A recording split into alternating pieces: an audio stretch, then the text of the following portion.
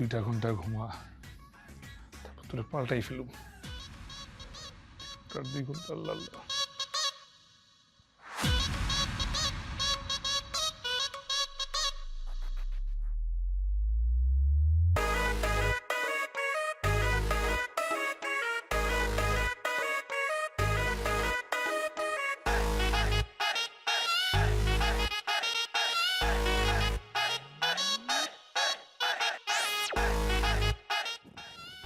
এই কেন ঘুমাচ্ছ কেন? মানে এটা কি ঘুমানোর জায়গা? আর কয়টা বাজে? এত বেলা পর্যন্ত ঘুমাচ্ছ? তোমাকে ঘুম থেকে ওঠানো কি আমার দায়িত্ব? আর এরকম অপরিষ্কার কেন? এগুলো কে পরিষ্কার কে করবে? ওই ভুয়া মনে আসে নাই বুঝছো, তাই এরকম রয়ে গেছে। তো বুয়া আসেনি বলে কি ঘরটা অপরিষ্কার থাকবে? এটা